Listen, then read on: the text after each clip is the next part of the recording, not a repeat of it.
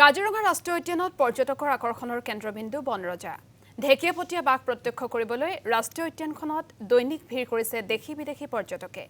ৰাষ্ট্ৰীয় উদ্যানৰ অন্তৰ্ভাগত কেতিয়াবা বিশ্ৰাম কৰা, আন কেতিয়াবা চিকাৰ কৰাৰ দৃশ্য প্ৰত্যক্ষ কৰি ৰোমাঞ্চিত হৈ উঠে পৰ্যটকসকল।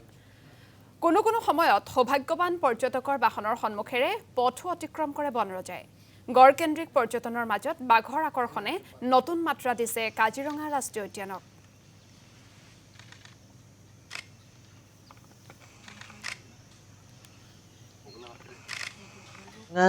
আমি সকলোৱে কওঁ যে এশিঙীয়া গড়ৰ আৱাসভূমি।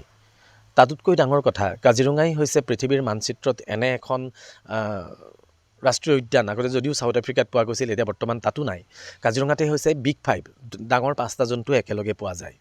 আৰু তাৰ ভিতৰত হৈছে এটা বাঘ। আৰু এই বাঘ পৰিদৰ্শন পৰ্যবেক্ষণ কৰিবৰ বাবে পৰ্যটকসকল সদায় উৎসাহিত হৈ থাকে। কাৰণ বাঘ দেখাটো আচলতে সৌভাগ্যৰ প্ৰতীক বুলি পৰ্যটকসকলে বিবেচনা কৰে। আৰু এতিয়া কাজিৰঙাত বাঘ দেখা পোৱাটো সচৰাসচৰ এটা স্বাভাৱিক ঘটনা বুলি ক'ব পাৰি। 40% 50% পৰ্যটকে আচলতে কাজিৰঙা ৰাষ্ট্ৰীয় উদ্যানৰ ভিতৰত বাঘ দেখা পাইছে। আৰু তাৰ ভিতৰত আটাইতকৈ ডাঙৰ কথাটোৱেই হৈছে যে কাজিৰঙাত সোণালী বাঘৰ উপস্থিতি।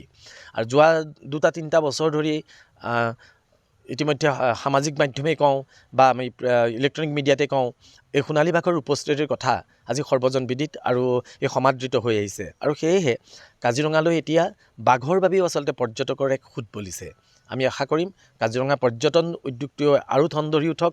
কাৰণ এই কাজিৰঙা পৰ্যটন উদ্যোগটোৰ লগতেই কাজিৰঙা দাঁতি কাষৰীয়া মানুহৰ 100% বুলি নক'লেও 90% লোক কিন্তু এইটোৰ লগত প্ৰত্যক্ষ আৰু পৰোক্ষভাৱে জড়িত হৈ আছে।